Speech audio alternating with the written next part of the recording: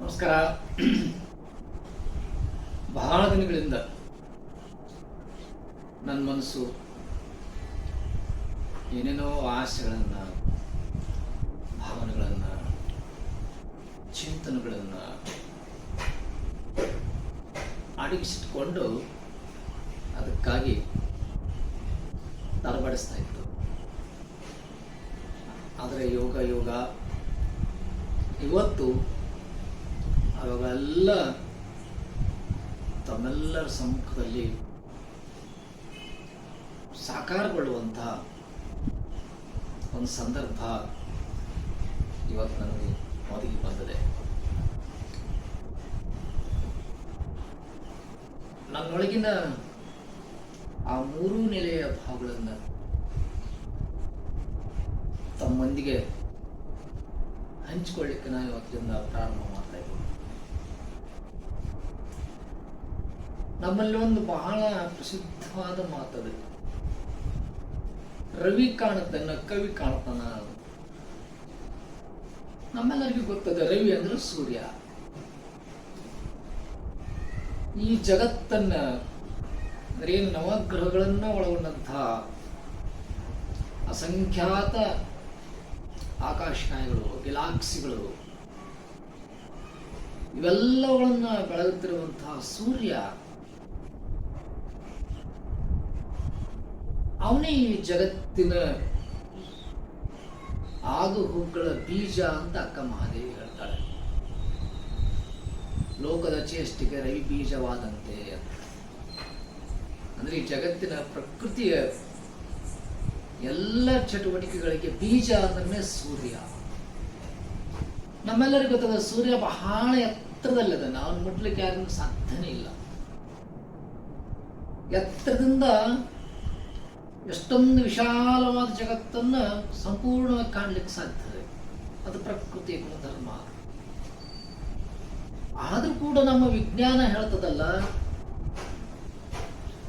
ಸೂರ್ಯ ಇಡೀ ಜಗತ್ತನ್ನ ಏಕಕಾಲದಲ್ಲಿ ಬೆಳಲಿಕ್ಕೆ ಸಾಧ್ಯ ಇಲ್ಲ.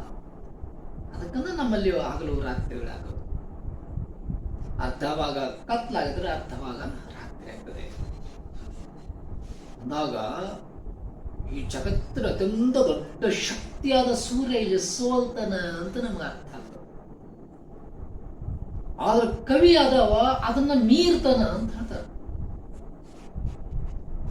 ಈ ಕತ್ಲಾಗಲ್ಕತ್ತದೆ, ನಾನು ಸಂಜೆ ಹೊತ್ತು ನಿಮ್ಮ ಎದುರಿನಲ್ಲಿ ಬಂದಿದ್ದೀನಿ, ಸೂರ್ಯ ಇಲ್ಲ. ಆದ್ರೆ ಈ ನನ್ನೊಳಗಿನ ಮಾತಾಡ್ಸವ ನಾನು ಮನುಷ್ಯನಲ್ಲ. ಪ್ರಭುಲಿಂಗ ಲೀಲೆಯಲ್ಲಿ ಚಾಮರಸ್ ಹೇಳ್ತಾರಲ್ಲ, ಬಾಗಿಲೊಳ ಗುರುಗುಹೇಶ್ವರ ಬಾಗಳೆಲ್ಲವನ್ನು ನುಡಿಸಿದಂತೆ.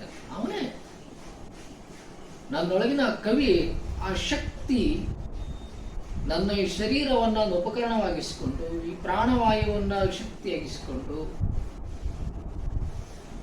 ಮಾತನಾಡ್ತಾ ಇದೆ. ಇದಕ್ಕೆ ಸೂರ್ಯನ ಬೆಳಕಿನ ಅವಶ್ಯಕತೆ ಇಲ್ಲ. ಆದರೆ ತನ್ನದೇ ಅಂತ ಸೂರ್ಯನಿಗಿಂತಲೂ ಮಿಗಿಲಾದ ವಿಶೇಷವಾದ ಬೆಳಕಿನಲ್ಲಿ ಈ ಭಾವ ಏನಿದೆಯಲ್ಲ, ಈ ದರ್ಶನ ಏನಿದೆಯಲ್ಲ, ಈ ಜಗತ್ತನ್ನ ಕಾಣಿಸ್ಲಿಕ್ಕೆ, ಜಗತ್ತನ್ನ ತೋರ್ಲಿಕ್ಕೆ ಸಾಧ್ಯತೆ. ಅದಕ್ಕಾಗಿ ರವಿ ಕಾಣುತ್ತಾನ, ಕವಿ ಕಾಣುತ್ತಾನೆ ಅಂತ. ಕವಿಯನ್ನವ ಒಬ್ಬ ಮನುಷ್ಯನ ಮೂಲಕ ಗುರುತಿಸ್ತೀವಿ ಅಷ್ಟೇ. ಆದ್ರೆ ಅವನು ಬ್ರಹ್ಮಶಕ್ತಿ ಅಂತಲೂ ಮಿಗಿಲಾದಂತಹ ಶಕ್ತಿಯುಳ್ಳವನು ಅಂತ ಹೇಳ್ತಾರೆ ನಮ್ಮ ಹಳ್ಳಿಗಳು, ಜಾನಪದರು. ಕವಿ ಮಾಡು ಕಳ ಬ್ಯಾರೆ ತಿಳಿ ಮರ್ಮ, ಪದ ಮಾಡೋ ಹದ ಬ್ಯಾರೆ ಓದ್ ಬ್ರಹ್ಮ ಅಂತ ಚಾಲೆಂಜ್ ಮಾಡ್ತಾರೆ. ಬ್ರಹ್ಮ ಈ ಜಗತ್ತನ್ನು ಸೃಷ್ಟಿ ಮಾಡ್ಯಾನ. ಏನು ಅದ್ಭುತ ಜಗತ್ತಿದು, ಎಷ್ಟು ವೈವಿಧ್ಯಮಯವಾಗಿದೆ, ಎಷ್ಟೊಂದು ಸೋಜಿಗ, ಎಂಥ ಬೆರಗು. ಈ ಜಗತ್ತಿನ ಕಣವನ್ನು ನಾವು ನೋಡ್ತಾ ಹೋದ್ರೆ ಎಲ್ಲದರಲ್ಲೂ ಆಶ್ಚರ್ಯ ತುಂಬಿಬಿಟ್ಟದೆ. ಪ್ರತಿಯೊಂದು ಈ ಜೀವಗಳ ಬದುಕಿನ ಕಾಲವನ್ನ, ಬೆಳವಣಿಗೆಯನ್ನು ಗಮನಿಸ್ತಾ ಹೋದ್ರೆ ನಮ್ಮ ಜೀವನಕ್ಕೂ ಅಷ್ಟು ಬೆರಗುಟ್ಟಬೇಕಾದ್ರೆ ಇನ್ನೂ ಎಷ್ಟೊಂದು ವೈವಿಧ್ಯತೆ ಈ ಜಗತ್ತಿನಲ್ಲಿ ತುಂಬಿದಲ್ಲ. ಅದೆಲ್ಲದರ ನಿರ್ಮಾತೃ ಯಾರು ಅಂದ್ರೆ ನಮ್ಮ ದೇಶದಲ್ಲಿ ಅವನು ಬ್ರಹ್ಮ ಅಂತ ನಮ್ಮ ನಂಬಿಕೆ ಇದೆ. ಬ್ರಹ್ಮ ಸೃಷ್ಟಿಕರ್ತ. ಈ ಬ್ರಹ್ಮ ಕಣ್ಣಿಗೆ ಕಾಣುವಂತ ಭೌತಿಕವಾದ ಜಗತ್ತನ್ನು ಸೃಷ್ಟಿ ಮಾಡಿಬಿಟ್ಟಿದ್ದಾನೆ. ಇದನ್ನು ಕಂಡೇ ನಾವು ಬಹಳ ಬೆರಗಾಗಿವಿ, ಎಷ್ಟು ಆಶ್ಚರ್ಯ ಆಗಿ ಹೋಗ್ಬಿಟ್ವಿ ನಾವು. ನಮ್ಮ ಆಯುಷ್ಯ ಇದನ್ನು ತಿಳ್ಕೊಳ್ಳಕ್ಕೆ ಸಾಲದೇ ಇಲ್ಲ, ಅಷ್ಟೊಂದು ಬೆರಗು ಈ ಬ್ರಹ್ಮ ಸೃಷ್ಟಿಯಲ್ಲಿ ಅದೇ. ಆದರೆ ಈ ಬ್ರಹ್ಮ ಸೃಷ್ಟಿ ಕೂಡ ಯಾವ ಲೆಕ್ಕಕ್ಕೂ ಇಲ್ಲ ಅಂತ ಆ ನಮ್ಮ ಹಳ್ಳಿಯ ಜಾನಪದ ತಜ್ಞ ಹೇಳ್ತಾನೆ. ಯಾಕಿಲ್ಲ ಅಂದ್ರೆ ಕವಿಯನ್ನವ ಅವನಿಂದಲೂ ಮಿಗಿಲಾದ ಜಗತ್ತನ್ನು ನಿರ್ಮಾಣ ಮಾಡಿಬಿಟ್ಟಿದ್ದಾನೆ ಅಂತ. ಹಾಗಾಗಿ ಕವಿ ಪ್ರತಿ ಕ್ಷಣವೂ ಈ ಜಗತ್ತನ್ನು ನಿರ್ಮಾಣ ಮಾಡ್ತಾ ಇದ್ದಾನೆ, ಹೊಸ ಹೊಸ ನಮೂನೆ ಮಾಡ್ತಾ ಇದ್ದಾನೆ. ಬ್ರಹ್ಮ ಸೃಷ್ಟಿಯ ಜಗತ್ತು ಯಾವತ್ತೂ ಇಷ್ಟೇ ಅದೇ, ಜೀವ ಸಂಕುಲ, ಸಸ್ಯ ಸಂಕುಲ, ಎಷ್ಟೊಂದು ಕಾಲದಿಂದ ಆಕಾಶ ಕಾಯಗಳದ ಗೊತ್ತಿಲ್ಲ, ಇದು ಯಾವತ್ತೂ ಅದೇ. ಆದ್ರೆ ಕವಿಯ ಸೃಷ್ಟಿ ಕಾರ್ಯ ಇದು ನಿರಂತರವಾಗಿರ್ತದೆ, ಸದಾ ಹೊಸ ಹೊಸ ಹೊಸ ಹೊಸದಾಗಿ ಇರ್ತದೆ. ಹಾಗಾಗಿ ಆತ ಹೇಳ್ತಾನೆ, ಆ ಬ್ರಹ್ಮನಿಗಿಂತಲೂ ಮಿಗಿಲಾದಂಥವನು ಈ ಕವಿ. ನೋಡಲ್ಲಿ ಒಂದು ಕಡೆ ರವಿಗಿಂತಲೂ ಮಿಗಿಲಾದದ್ದವನು ಅಂತ ಕವಿ ಅಂತ ಹೇಳಿದ್ರೆ, ಈಗ ಬ್ರಹ್ಮನಿಗಿಂತಲೂ ಮಿಗಿಲಾದವನು ಕವಿ ಅಂತ. ಈ ಕವಿಗೆ ಎಂಥ ಶಕ್ತಿ ಇರ್ತದೆ. ಮೊದಲು ಹೇಳಿದ ನಾನು, ನಮ್ಮ ಗಾನಿ ಪಂಚಾಕ್ಷರಿ ಗಾವಾಗಲಿ ಸಿನಿಮಾದಲ್ಲಿ ಒಂದು ಹಾಡು ಬರ್ತದೆ, ಡಾಕ್ಟರ್ ರಾಜ್ಕುಮಾರ್ ಅವರು ಹಾಡಿದ್ದಾರೆ, ಅದ್ಭುತವಾದಂತಹ ಹಾಡು ಹಾಡಿದ್ದಾರೆ. ಸರಿಗಮ ಪದನಿ ಸಾವಿರದ ಶರಣು ಲೈಂಗ ಹಂಸಲೇಖ ಅವರು ಅಂಥ ಅಗಾಧವಾದ ಸಾಹಿತ್ಯ ಕೊಟ್ಟರು. ಆ ಹಾಡಿನಲ್ಲಿ ಒಂದು ಸಾಲು ಬರ್ತದೆ, ಗವಾಯಿಗಳು ಅವರು ಹುಟ್ಟು ಕುರುಡರು, ಎಷ್ಟೊಂದು ಕುರುಡ ಮಕ್ಕಳನ್ನ ದೇವರಾಗಿಸಿದ್ರು ಅವರು. ಇವತ್ತು ಹೊಟ್ಟೆ ಹುಟ್ಟಿದ ಮಕ್ಕಳು ಅಂಗವಿಕಲರು, ಕುರುಡರು, ಇತ್ತೀಚೆಗೆ ತೃತೀಯ ಲಿಂಗಿಗಳು ತಂದೆ ತಾಯಿಗೆ ಬ್ಯಾಸರಾಗಿ ಮನೆ ಬಿಟ್ಟು ಹೊರಗಾಗ್ತಕ್ಕಂಥ ದಿನಗಳು ನಾವು ಯಾವತ್ತೂ ನೋಡ್ತಾ ಬಂದೀವಿ. ಅಂತ ಕುರುಡ ಮಕ್ಕಳನ್ನ ದೈವಿ ಸಮಾನವಾಗಿಸಿದಂಥವರು ಪಂಚಾಕ್ಷರ ಗವಾಯಿಗಳು. ಅಗಾಧವಾದ ಸಂಗೀತ ವಿದ್ಯೆ, ಗಂಧರ್ವ ವಿದ್ಯೆ ಅಂತ ಸಂಗೀತ ವಿದ್ಯೆಯನ್ನು ಕೊಟ್ಟು ಈ ಜಗತ್ತೇ ಅವರಿಗೆ ತಲೆಬಾಗುವಂತಹ ಸಂಗೀತನಾದಕ್ಕೆ ಯಾರು ತಲೆಬಾಗದಲ್ಲಿ ಹೇಳ್ರಿ? ನಮ್ಮ ನರಸಿಂಹಸ್ವಾಮಿ ಹೇಳ್ತಾರಲ್ಲ, ಹಕ್ಕಿಯ ಹಾಡಿಗೆ ತಲೆದೂಗುವ ಹೂ ನಾನಾಗುವ ಆಸೆ ಅಂತ. ಹಕ್ಕಿ ಗಿಡದಾಕೊಂದು ಹಾಡಕತ್ತಿತ್ತಂದ್ರೆ ಹೂವ ಹೌದು ಹೌದಂತ ಗುಣ ಆಗ್ತಿರ್ತಂತ. ಕವಿ ಇದೇ ಜಗತ್ತನ್ನು ಕಾಣೋದು. ಸೂರ್ಯನ ಬೆಳಕಲ್ಲಿ ನಾವು ಅದನ್ನ ನೋಡಕ್ಕೆ ಅರ್ಥನೇ ಇಲ್ಲಲ್ಲ ನಮಗ, ಗಾಳಿ ಹೂ ಅಳ್ಳಾಡ್ತಂತ ತಿಳ್ಕೊಂಡಿವಿ. ಆದ್ರೆ ಕವಿ ಅದನ್ನ ನೋಡಿ ಹೇಳಿದ ಏನಂತ, ಹಕ್ಕಿಯ ಹಾಡಿಗೆ ಹೌದು ಹೌದಂತ ತಿಳಿಯಾಕತ್ತೆ. ಹಾಡಂದ್ರೆ ಸಂಗೀತ, ಆ ಸಂಗೀತಕ್ಕೆ ನೋಡಿ ಅಂಥ ಅದ್ಭುತ ಶಕ್ತಿ ಇದೆ. ಹೂವ ಹೌದು ಹೌದಂತ ತನ್ಮಯದಿಂದ ತಲೆ ಹಾಕ್ತದಂತೆ. ಇದೇ ಕವಿ ಕಾಣುವಂತ ದರ್ಶನ. ಅಂತ ಒಂದು ಅಗಾಧವಾದ ದರ್ಶನ ಹಂಸಲೇಖ ಅವರು ಹಾಡನ್ನ ಹೇಳಿದ್ರು. ಒಂದು ಸಾಲು, ಪ್ರತಿಯೊಂದು ಸಾಲುಗಳು ಅಷ್ಟೇ ಮಹತ್ವವಾದವುಗಳಾದ್ರೆ ಒಂದೇ ಸಾಲು ಇದು ಪೂರಕವಾಗಿ.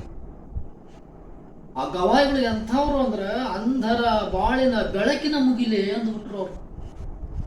ಕುರುಡ್ರಿಗೆ ಎಲ್ಲಿ ಬೆಳಕು ಎಲ್ಲಿ ಕತ್ಲು, ದೃಷ್ಟಿನೇ ಸತ್ತು ಹೋದವ್ರಿಗೆ ಬೆಳಕಂದ್ರೆ ಏನು, ಕತ್ಲನೇ ಇತ್ತು. ಆದ್ರೆ ಅವ್ರ ಜೀವನ ಇಂದ್ರಿಯಗಳ ಕಣ್ಣುಗಳಿಂದ ಕಾಣುವುದಲ್ಲ, ಜಗತ್ತಿಗೆ ತೋರುವಂತ ಮುಗಿಲದು. ಪಂಚಾಕ್ಷರ ಗವಾಯಿಗಳು ಅಂತಹ ದೊಡ್ಡ ಶಕ್ತಿ ಅಂತ ನೋಡಿ. ಸೂರ್ಯ ಆಕಾಶವನ್ನು ಕತ್ತಲ ಬೆಳಗ್ತಾನೆ, ನಮ್ಗೆ ಬೆಳಗಲ್ಲ. ಆದ್ರೆ ಜ್ಞಾನ ಅನ್ನೋದು, ಅರಿವು ಅನ್ನೋದು, ಗುರುತ್ವ ಅನ್ನೋದು, ಶಕ್ತಿ ಅನ್ನೋದು ಅಂಥ ಅಗಾಧವಾದದ್ದು. ಇದನ್ನು ಜಗತ್ತಿಗೆ ತೋರಿಸಲಿಕ್ಕೆ ಸೂರ್ಯನಿಂದ ಸಾಧ್ಯ ಆಗೋದಿಲ್ಲ, ಆದ್ರೆ ಕವಿ ಆದವನಿಂದ ಮಾತ್ರ ಸಾಧ್ಯ ಆಗ್ತದೆ. ಹಾಗಾಗಿ ನಮ್ಗೆ ಅಂಥ ಕವಿ ನಮ್ಮಲ್ಲಿ ಭಾಷೆ ಉಟ್ಕೊಂಡ್ಮೇಲೆ, ಭಾಷೆ ಆಲೋಚನಾ ಮೂಲಕವಾಗಿ ಕಾವ್ಯಮಯವಾಗಿ ಇನ್ನು ಅನೇಕ ದಾನಗಳ ಮೂಲಕ ಈ ಜಗತ್ತನ್ನು ತೋರಿಸುವಂತಹ ಶಬ್ದ ಸಂಸ್ಕಾರದಿಂದ ಪ್ರಕಟಗೊಳ್ಳುವಾಗಿಂದ ಹಿಡ್ಕೊಂಡು ಇಲ್ಲಿವರೆಗೆ ನಾವು ಪ್ರತಿ ಕ್ಷಣನೂ ಆ ಸೂರ್ಯನ ಬೆಳಕಿನಲ್ಲಿ ಏಕತಾನತೆಯಿಂದ ಜಗತ್ತನ್ನು ಕಂಡ್ರೆ, ಆ ಕವಿಯ ಬೆಳಕಿನಲ್ಲಿ ಹಗಲಿರುಳು ನಾವು ನಿದ್ದೆಗಣ್ಣಲ್ಲೂ ಕೂಡ ಆ ಜಗತ್ತನ್ನ, ಈ ಸೃಷ್ಟಿಯನ್ನ ಬ್ರಹ್ಮ ಸೃಷ್ಟಿಗಿಂತಲೂ ಮಿಗಿಲಾಗಿ, ಸೂರ್ಯನ ಬೆಳಗಲ್ಲಿ ಕಾಣೋದಕ್ಕಿಂತಲೂ ಮಿಗಿಲಾಗಿ ಈ ಜಗತ್ತು, ನಾವು ನೀವು ಎಲ್ಲರೊಳಗೊಂಡಂತ ಈ ಜಗತ್ತು ಅದನ್ನು ಅನುಭವಿಸ್ತಾ ಇದೆಯಲ್ಲ, ಇದು ಎಂಥ ಸೋಜಿಗ, ಎಂಥ ಬೆರಗು. ಆ ಹಿನ್ನೆಲೆಯಲ್ಲಿ ನಾನು ಇನ್ನು ಮೇಲೆ ನನಗೆ ದಕ್ಕಿದಷ್ಟು ಕವಿಯ ಮನೋಭಾವದ ಹಿನ್ನೆಲೆಯಲ್ಲಿ, ನಾನೊಬ್ಬ ಪ್ರಾಧ್ಯಾಪಕ, ಮಕ್ಕಳಿಗೆ ನಾನು ಪಾಠ ಮಾಡುವಂಥವನು. ನಾನು ಪಾಠ ಏನು ಮಾಡ್ತೀನೋ ನನಗೆ ಗೊತ್ತಿಲ್ಲ. ನಾನು ಯಾವತ್ತೂ ಪಾಠದ ಬಗ್ಗೆ ಮನೆಯಲ್ಲಿ ಓದಿಲ್ಲ, ತಲೆ ಕೆಡಿಸ್ಕೊಂಡಿಲ್ಲ. ನಾನು ನನ್ನ ಸಮಯಕ್ಕೆ ಸರಿಯಾಗಿ ನೇರವಾಗಿ ನನ್ನ ವರ್ಗಕೋಣೆಗೆ ಓದೋದು ಅಷ್ಟೇ ನನಗೆ ಗೊತ್ತು. ಅಲ್ಲಿ ಏನು ಹೇಳ್ತಿರೋ ನನಗೆ ಗೊತ್ತಿಲ್ಲ. ಕಾರಣ ನನ್ನ ಅದರೊಳಗಿರುವಂಥ ದೈವಶಕ್ತಿ, ಅದು ಯಾರ ಕೈವಶ ಅಲ್ಲ. ಅದು ನಾನು ಆ ಕಟ್ಟೆ ಮೇಲೆ ನಿಂತರೂ ಅಷ್ಟೇ, ನಿಲ್ಲದಷ್ಟೇ ಗೊತ್ತು ನನಗೆ.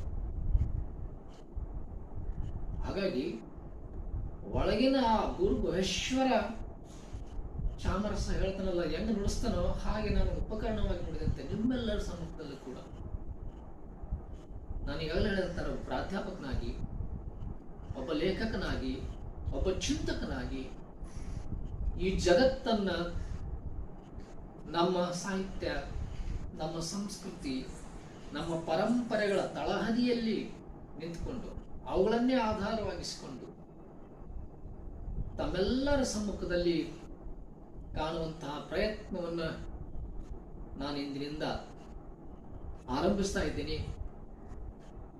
ಇದಕ್ಕಾಗಿ ತಮ್ಮೆಲ್ಲರ ಪ್ರೋತ್ಸಾಹ, ಮಾರ್ಗದರ್ಶನ, ಆಶೀರ್ವಾದ ಇರಲಿ ಎನ್ನುವಂಥ ವಿನಂತಿಯೊಂದಿಗೆ ನಾನು ಇಂದಿನಿಂದ ಈ ಸಂಚಿಕೆಯನ್ನು ಆರಂಭಿಸಿದ್ದೇನೆ ಅನ್ನುವಂಥ ಮಾತುಗಳನ್ನು ಹೇಳುವ ಮೂಲಕ ಇಂದಿನ ಆರಂಭಿಕ ಸಂಚಿಕೆಗೆ ವಿರಾಮ ನೀಡ್ತೀನಿ. ಎಲ್ಲರಿಗೂ ಶರಣ.